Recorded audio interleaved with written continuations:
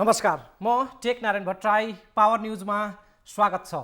नयाँ वर्ष 2078 सालको पावन अवसरमा समस्त दर्शकगणमा सुस्वास्थ्य र आनन्दमयी जीवनको शुभेच्छासहित आत्मैदेखि शुभकामना। गएको वर्ष 2077 सालमा समग्र स्वास्थ्य क्षेत्र, अर्थतन्त्र, शिक्षा, रोजगारदेखि राजनीतिसम्म प्राय सबै क्षेत्र निकै निराशाजनक रह्यो। स्वास्थ्य र अर्थतन्त्रलाई कोरोनाले नराम्रो गरी डस्यो, राजनीतिको त नकुरा गरौँ। नेतृत्वको अहङ्कार, असक्षमता र लोभी पापी चरित्र सिङ्गो वर्षभर हावी भयो। राजनीतिक दाउपेच र सत्ता सङ्घर्षको रणमैदान बन्यो देश।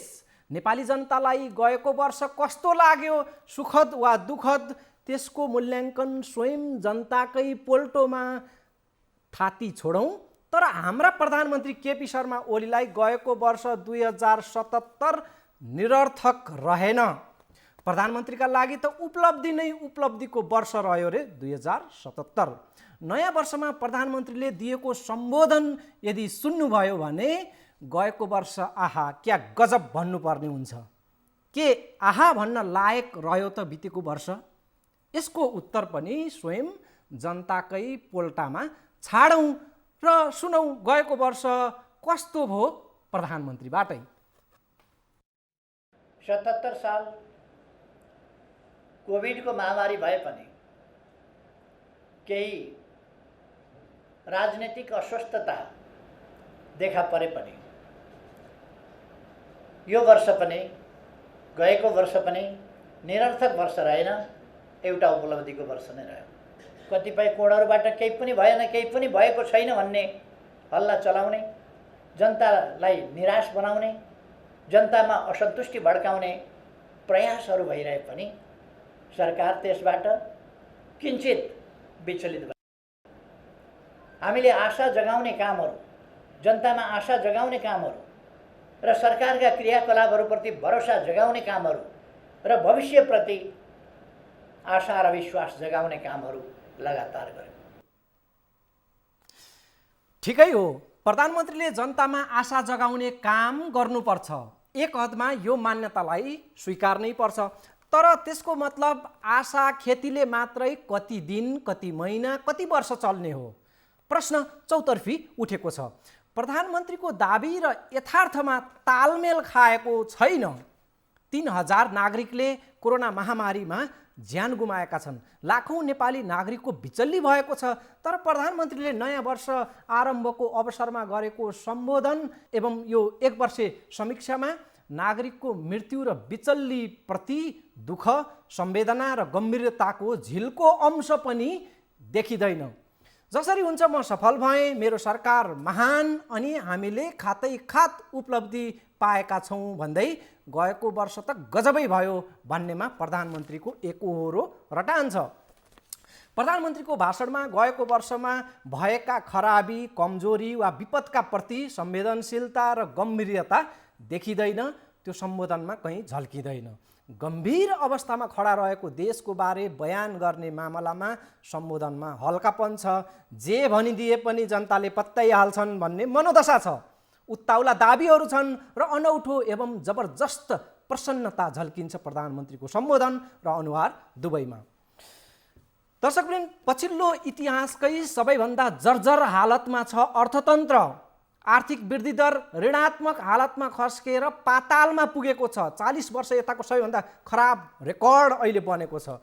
गम्भीरतापूर्वक त्यसको स्वीकारोक्ति र सुधारको लागि योजना एवं पहल कदमी के हुन्छ? प्रधानमन्त्रीको सम्बोधनमा यति बेलाका यस्ता खास महत्त्वपूर्ण प्रमुख सवाल नै गयल छन्। गयल खास चाहिएको र स्वीकार्नु एवं समेट्नु पर्ने विषय सम्बोधनमा गायब छन्।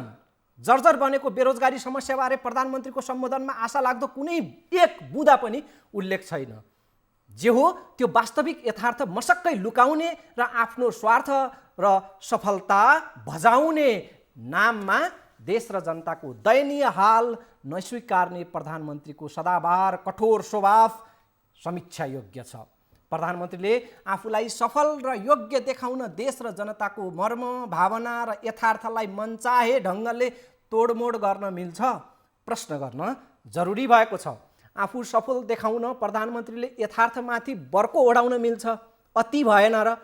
सवालहरू यो प्रकारले पनि उठेका छन्। हँसमुख हाउभाउ र आत्मविश्वासले भरिएको प्रधानमन्त्रीको सम्बोधनमा निरसपन छैन। निरस हुनुपर्छ भन्ने जिकिर त हुँदै होइन, तर यति बेला गम्भीर्यता र राष्ट्रिय सहमतिका लागि गहकिलो पहल लिनुपर्ने ठाउँमा रहेको व्यक्तिबाट केही अतिरिक्त अपेक्षा राख्नु स्वाभाविक हो। नागरिकले यहाँभन्दा अन्त अपेक्षा राख्ने ठाउँ पनि छैन। सरकार एउटै हुन्छ, प्रधानमन्त्री एउटै हुन्छ, एउटा देशका लागि। त्यसैले प्राथमिकतामा सरकार नै पर्छ, तारोमा सरकार नै पर्छ, अपेक्षा सरकारसँगै हुन्छ र सरकार प्रमुखसँगै हुन्छ। अघि पछिका सम्बोधनमा जस्तै नयाँ वर्षको सम्बोधनमा पनि सुन्दा आशा जगाउने र आशा मात्रै जगाउने तत्त्व भेटिन्छ त्यो सम्बोधन सारमा। हर प्रकारले आफूलाई सफल साबित गर्न प्रधानमन्त्रीले लगाएको मरिहत्ते देख्दा कता कता उत्ताउलो पनि लाग्छ सम्बोधन। जस्तो कि प्रधानमन्त्रीले गन्ती लगाएको एउटा प्रतिनिधि उपलब्धिलाई यहाँ हुबहु म बताउँ। भनिएको छ, हामीले ठुला सफलताहरू प्राप्त गरेका छौँ। गएको वर्ष नै हामीले नयाँ नयाँ कामहरू गऱ्यौँ। पहिले देशमा केही मात्रै सभाहालहरू थिए, 77 सालमा धेरै सभाहालहरू बने। लुम्बिनीमा 5000 क्षमताको सभाहाल एवं ध्यान केन्द्र र गोदावरीमा 3000 क्षमताको सभाहाल निर्माण गरेका छौँ। प्रधानमन्त्रीले सभाहाल निर्माणको उपलब्धिका अगाडि बडा जोडपूर्वक विशेषण थपेका छन्। ठुला सफलता र नयाँ नयाँ कामहरू हामीले गरेका छौँ। नयाँ र ठुला काम भनेपछि कान ठाडा गर्ने, कर लाग्ने भइहाल्यो। अनि के रहेछ त भन्दा सभाहाल निर्माण। दर्शकवृन्द, यो एउटा प्रतिनिधि उदाहरण हो। यस्तै खुद्रा मसिना कामलाई भयङ्कर उपलब्धि भन्दै हैछ कि क्या हो भन्ने प्रकारले प्रस्तुत गर्ने कला प्रधानमन्त्री केपी शर्मा ओलीसँग जस्तो अरू कसैसँग छैन समकालीन नेतृत्वमा नेताहरूमा। यो चाहिँ मान्नै पर्छ। प्रधानमन्त्रीको यो अर्को अंश पनि सुनौँ। ठुलो उपलब्धि, नयाँ उपलब्धि, सभाहाल प्लिज। ठुला सफलताहरू प्राप्त गरेका छौँ। गएको वर्ष नै हामीले नयाँ नयाँ कामहरू गऱ्यौँ।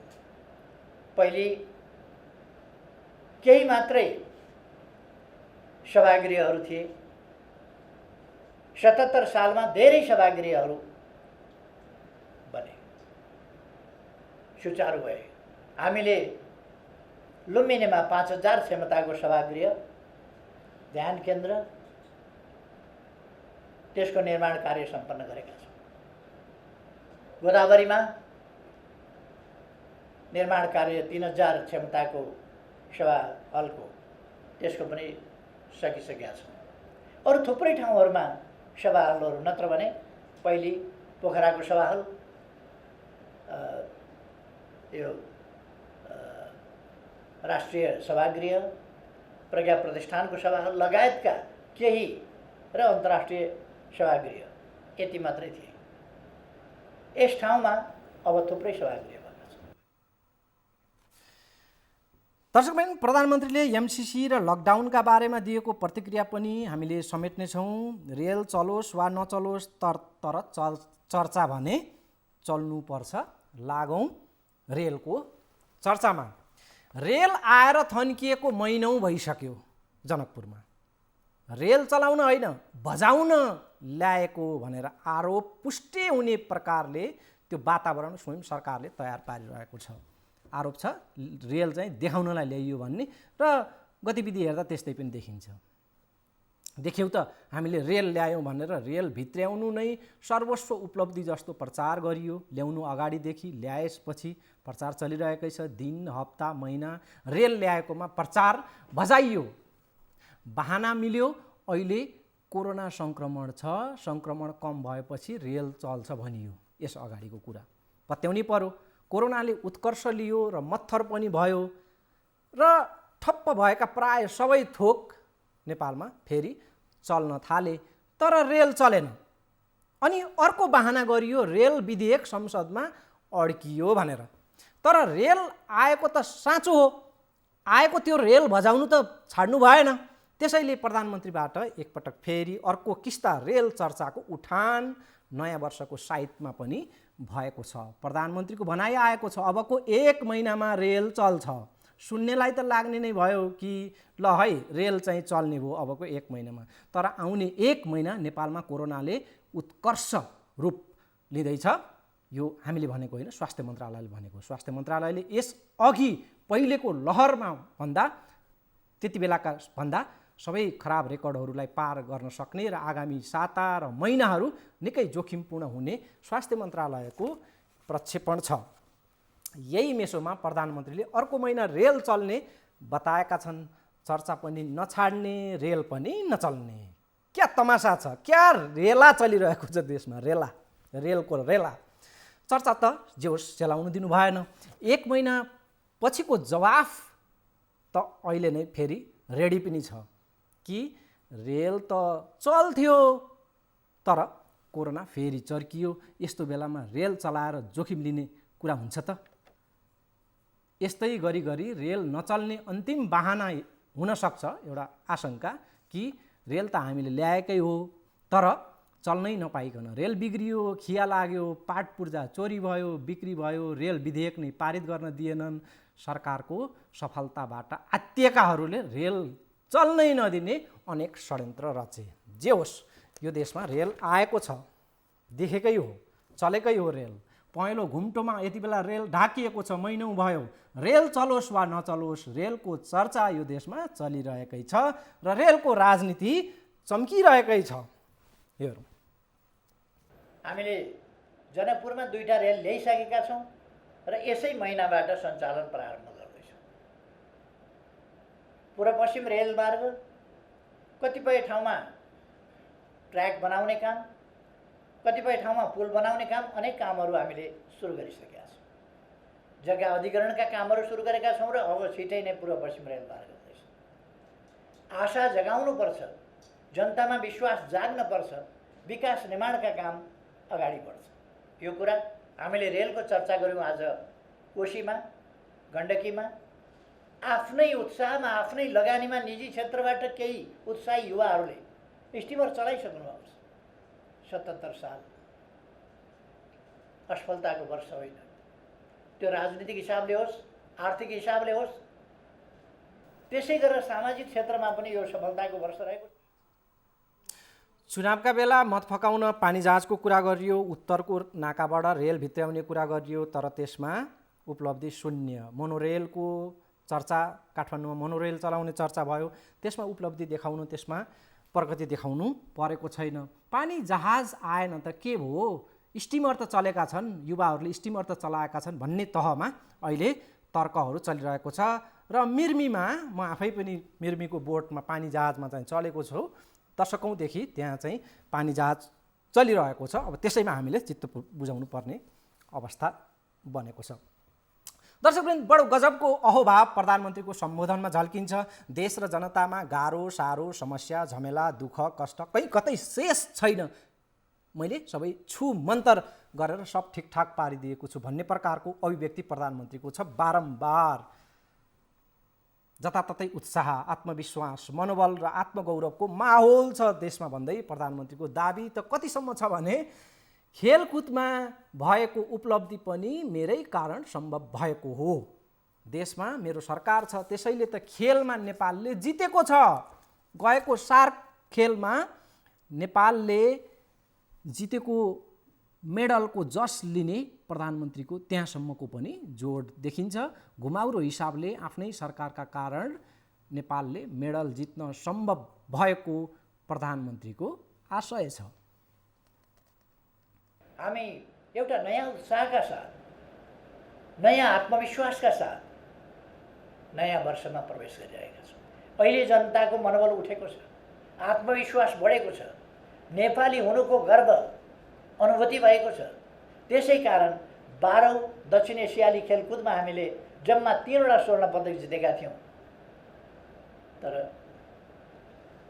13औँमा आइपुग्दा खासै सुविधा धेरै वृद्धि हुन सकेका छैन होला, तर आत्मविश्वास र मनोबल बढेको छ। त्यसै कारण हामीले कति 51वटा स्वर्ण पदक, 207वटा सम्पूर्ण पदकहरूसहित दक्षिण एसियामा दोस्रो स्थान हासिल गरेका छौँ। र सबभन्दा महत्त्वपूर्ण कुरा त अघिल्लो भन्दा पछिल्लो ग्यापमा 12औं भन्दा 13औंमा आइपुग्दा हामीले 17 गुणा बढी स्वर्ण पदक जितेका छौँ। 17 गुणा बढी। यो सानो उपलब्धि होइन। र यस उपलब्धिका पछाडि सबभन्दा महत्त्वपूर्ण कुरा वास्तवमा नेपालीको मनोबल उठेको कारणले छ। गएको वर्ष हामीले आफ्नो भूभाग समेत सामेल गरेर नेपालको नयाँ नक्सा जारी गर्यो। सम्पूर्ण नेपाली जनताको मनमा त्यसले हर्ष छाएको छ, उमङ्ग छाएको छ, राष्ट्रिय गौरव बढेको छ, आत्मविश्वास बढेको छ। र हामीले हाम्रो गौरवपूर्ण इतिहास फेरि एकपल्ट सम्झेका छौँ। हाम्रो बहादुरीको इतिहास फेरि एकपल्ट हो। दर्शकवृन्द, चुच्चे नक्सा गत वर्षको एक उल्लेखनीय उपलब्धि रह्यो। भलै भूमि उपयोगका हिसाबले हात लाग्यो शून्यको स्थिति छ, तर आत्मगौरवका हिसाबले देशको नक्सामा लिम्पियाधुरा क्षेत्र समेटिएको छ। त्यसमा नेपाली जनताले हर्ष मनाए र गौरवको महसुस गरे। यो वर्ष त्यो हिसाबले उपलब्धिमूलक रह्यो। तर भारतीय त्यहाँको गुप्तचर संस्था रहका प्रमुख समन्त गोयलको बालुवाटार प्रवेश, चुच्चे नक्सा अङ्कित पुस्तकको वितरणमा लगाइएको रहस्यमय रोक, भारतीय सञ्चार माध्यम जी न्युजको टिमलाई नेपाल डाकेर मचाइएको उपद्रो हुँदै वर्ष 2077 को अन्तिम साता, यो साता विभूषणमा चुच्चे नक्सा गायब गरिएको यो घटनाक्रमहरूले प्रधानमन्त्रीको राष्ट्रवादमाथि प्रशस्तै प्रश्न, शङ्का, टिप्पणी र आलोचनाहरू भइरहेका छन्। दर्शकवृन्द, चर्चा र सामग्रीहरू अझै बाँकी नै छन् हामीसँग। र आज हामीले प्रधानमन्त्रीको वर्ष 2077 को समीक्षा अनि नयाँ वर्षको शुभकामना, प्रधानमन्त्रीको त्यो समीक्षामाथिको फेरि हाम्रो समीक्षालाई कार्यक्रमको प्रमुख विषय बनाएका छौँ। यसका बाँकी सन्दर्भ अंशहरू बाँकी नै छन्। त्योभन्दा अगाडि हामी यहाँ रोकिन्छौँ एउटा छोटो विश्राममा।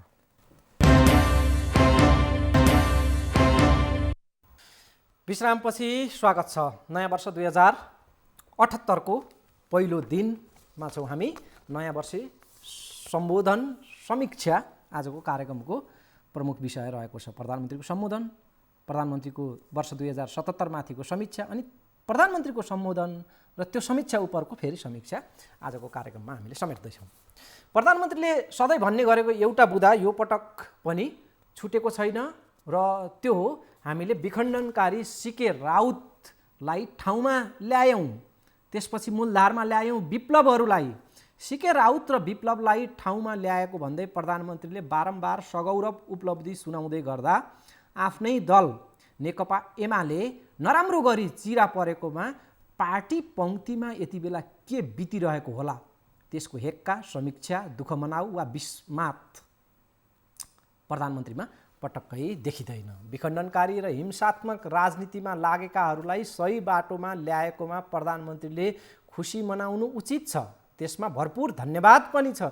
तर एकीकृत पार्टी नेकपा विभाजित भएर समग्र राजनीति अस्तव्यस्त भएको र एकाएक अस्थिरता देशमा झाङ्गिएकोमा प्रधानमन्त्रीले अलिकति पनि आत्मसमीक्षा गरेको भने पाइँदैन। शक्तिशाली कम्युनिस्ट क्याम्प एक एक गरेर टुकडीहरूमा विभक्त भएको यथार्थ स्वीकार्न मात्रै पनि राजी छैनन् प्रधानमन्त्री। यस्तो जब्बर स्वभावले पार्टी विभाजनमा आफ्नो हिस्सेदारीको दोषभार ग्रहण गर्ने कुरा कसरी अपेक्षा गर्न सकिन्छ प्रधानमन्त्रीसँग? बिर्सेर पनि त्यसबारे आत्मसमीक्षा यदि गरियो भने वजन तौल घट्छ झैँ प्रकारको मनोदशा प्रधानमन्त्रीमा देखिन्छ। अरू दलहरूको पनि अवस्था त उस्तै हो, तर प्रधानमन्त्री यति बेला सरकार प्रमुख भएको हिसाबले मिडियाको केन्द्रमा चाहिँ प्रधानमन्त्री पर्नुहुन्छ। अरू नेताको हैसियतमा छन्, तर उहाँ चाहिँ प्रधानमन्त्रीको हैसियतमा हुनुहुन्छ। त्यसैले हाम्रो रोजाइ, हामीले प्रधानमन्त्री मिडियाको रोजाइमा अवश्य पर्ने अवस्था रहन्छ। दर्शकवृन्द, अहङ्कार बडा खतरनाक चिज हुँदो रहेछ, जसले कमी पक्ष लुकाउनै पर्ने, उपलब्धि कसरी हुन्छ विहङ्गम देखाउनै पर्ने हालतमा खडा गरिदिँदो रहेछ नेतालाई, शासकलाई। अहङ्कारले गल्ती लुकाउने अनि उपलब्धि चाहिँ भए नभएको कसरी हुन्छ उपलब्धि सोहोरेर त्यसलाई विहङ्गम बनाएर प्रस्तुत गर्नुपर्ने बाध्यतामा खडा गरिदिँदो रहेछ। प्रधानमन्त्रीको यो एउटा राजनीतिक सन्दर्भको उपलब्धि पनि यो नयाँ वर्षको सायदमा प्रधानमन्त्रीले सुनाउनु भएको छ। फेरि त्यसको समीक्षा पनि हामीले गर्नेछौँ। पहिला यो सुनौँ। गएको वर्ष हामीले सफलताको वर्ष नै मान्नुपर्छ, असफलताको वर्ष होइन। जसरी त्यसभन्दा अघिल्लो वर्ष हामीले राजनीतिक हिसाबले पृथकतावाद र पृथकतावादी सोचलाई देशबाट अन्त्य गरेर राष्ट्रिय एकतातर्फको एउटा महत्त्वपूर्ण सफलता हासिल गरेका थियौँ। संविधानको सर्वस्वीकार्यताको सन्दर्भमा महत्त्वपूर्ण पाइला चालेका थियौँ र सफलता प्राप्त गरेका थियौँ। यस वर्ष हिंसाको बाटो लिइरहेको समूहलाई शान्तिपूर्ण राजनीतिको मूलधारमा फर्काउने सफलता प्राप्त गरेर हामीले अर्को सफलता प्राप्त गर्यौँ कि अब देशमा हिंसाको राजनीति छैन। अब देशमा हिंसाको राजनीति छैन। वर्ष 2077 को उपलब्धि प्रधानमन्त्रीको मुखबाट हामी सुन्यौँ।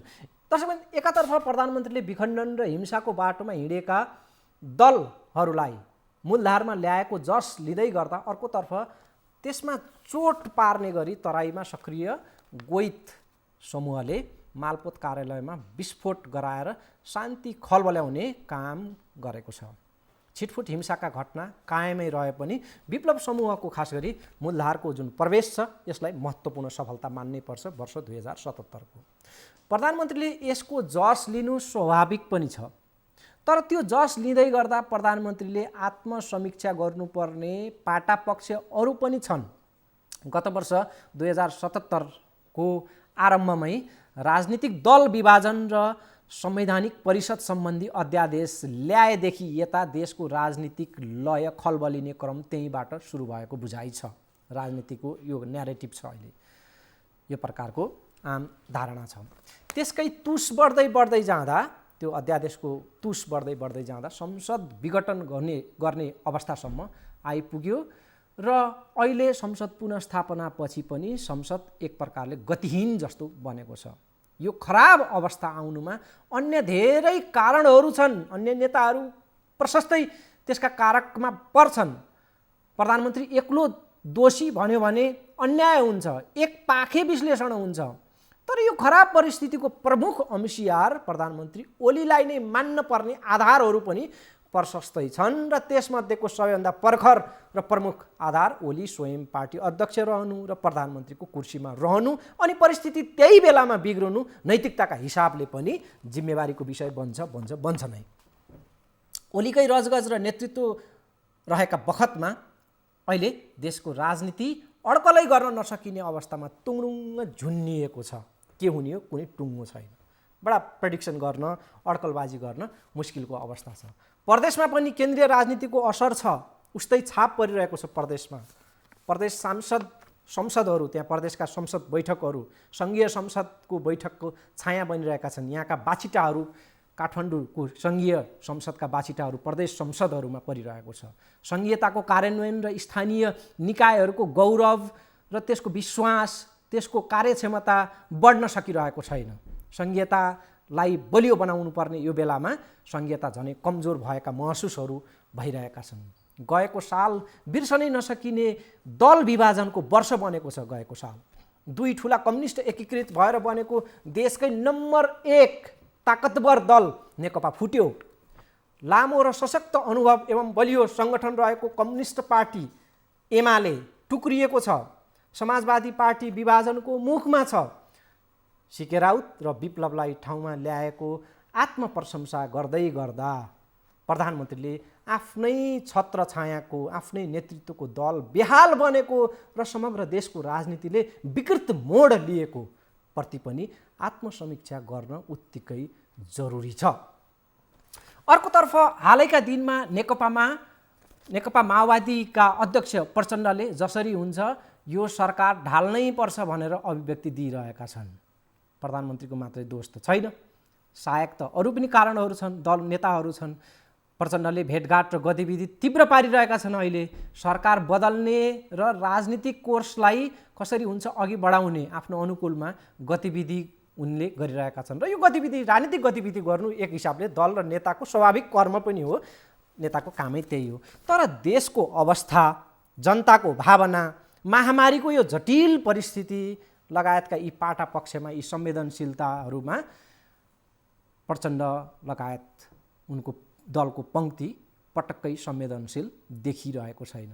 जनताका सवालमा आफ्नो भूमिका प्रस्तुत नगर्ने तर एकहोरो सत्ताको मात्रै माला जपिरहने प्रवृत्तिले माओवादी अध्यक्ष प्रचण्डलाई सङ्कटमा खडा गरिदिएको छ। एकपछि अर्को गर्दै प्रचण्डको साख कमजोर हुँदै गएको छ।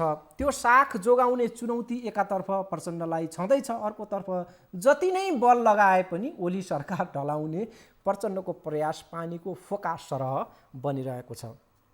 प्रतिपक्षी दलहरू सहितको मोर्चा बनाएर सरकार बनाउने खेलमा भ्यागुतोको धार्नी पुग्न निकै हम्मे परिरहेको छ यति बेला प्रचण्डको हालत। अर्कोतर्फ माधव नेपाल सहितको एमालेको विद्रोही कित्ता ओलीले दिएको चोटले रणाहमा छ यति बेला। उसका लागि प्रतिशोध र प्रतिरक्षा नै यति बेलाको प्राथमिकतामा परेको छ। आफ्नै हुलमुलमा ज्यान जोगाउनु प्रकारको मनस्थिति परिस्थितिमा माधव नेपालको कित्ता यति बेला छ। जनताका सवाल त उनीहरूका लागि निकै टाढाको मामला छ।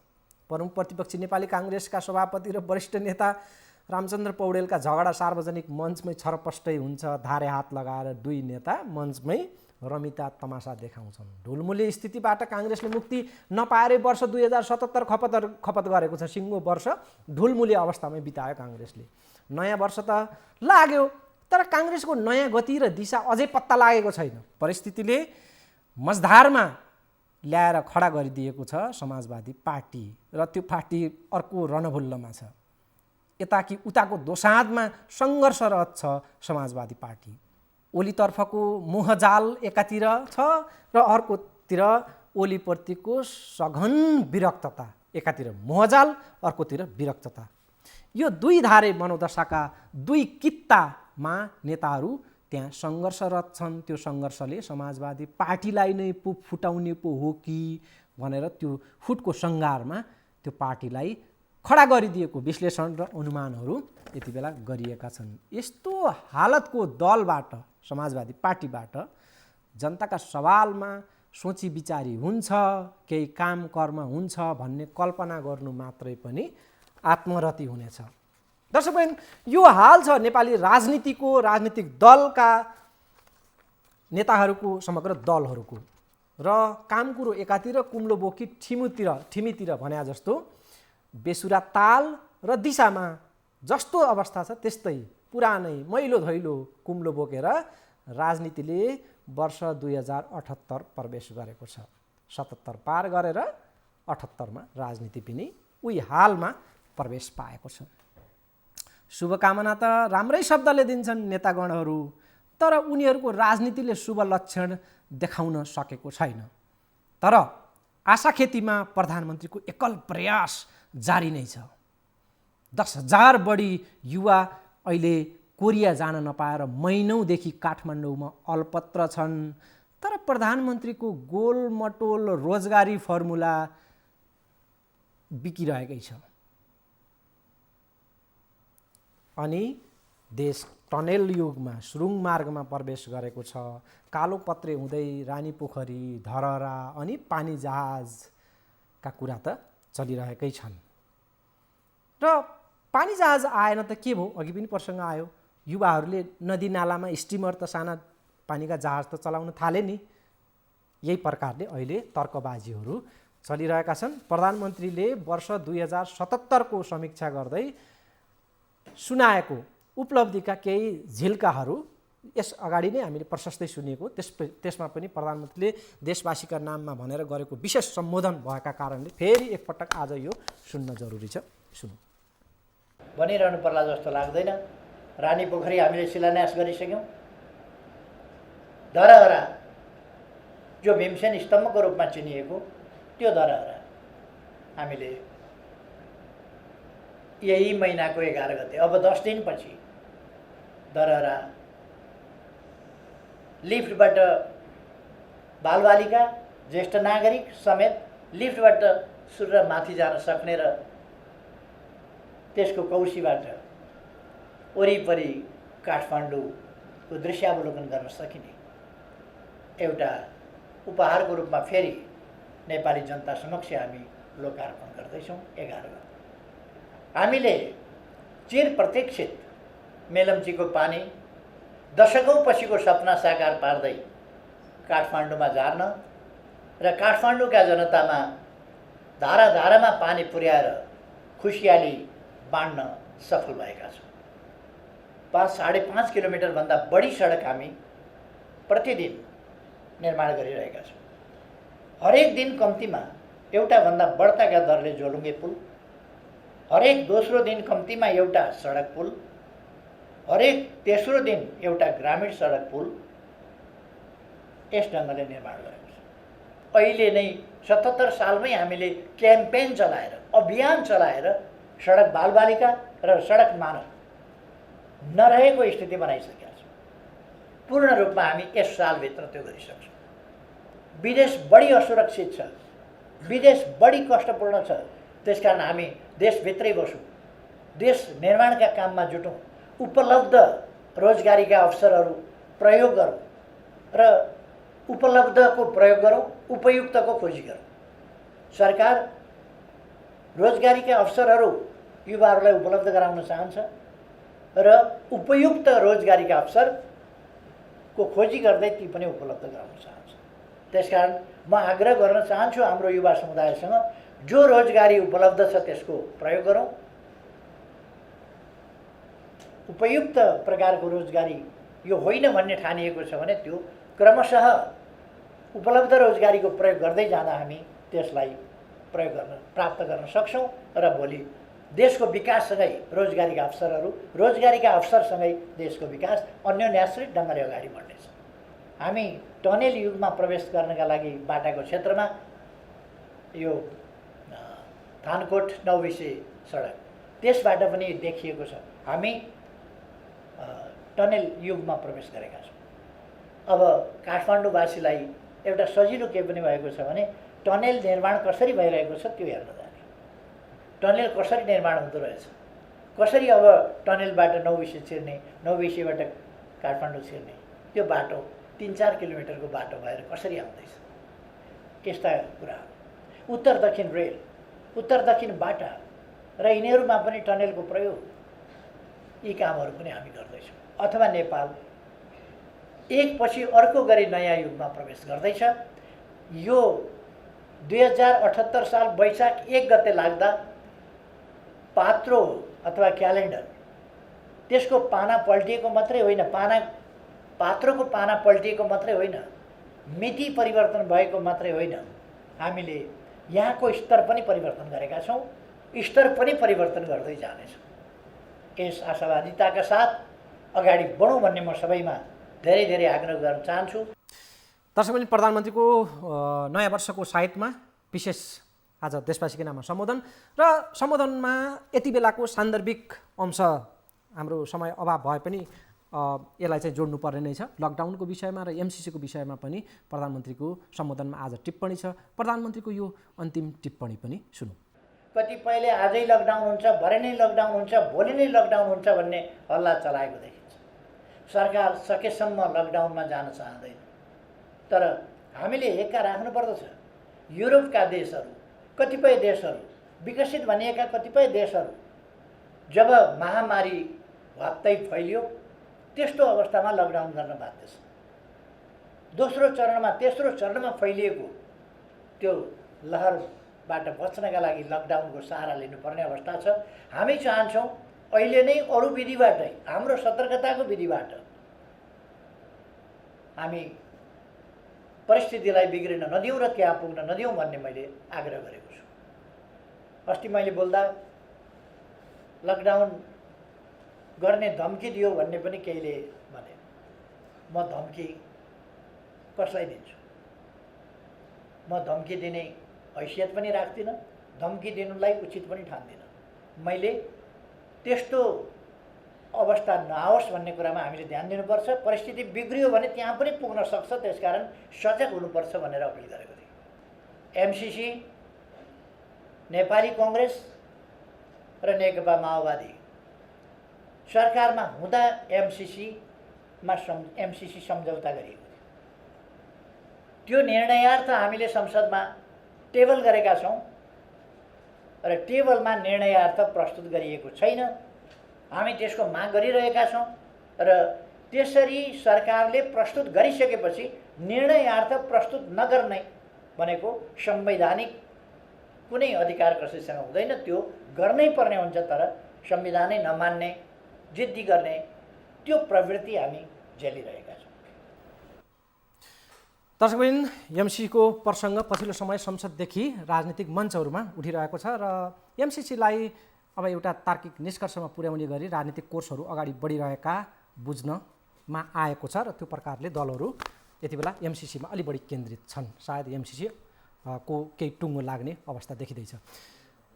नयाँ वर्षको यो पहिलो दिन दर्शकहरूलाई फेरि पनि शुभकामना दिँदै कार्यक्रमको निर्धारित समय सकिएको छ। अर्को अङ्कमा भेट्ने गरी बिदा चाहन्छु। नमस्कार।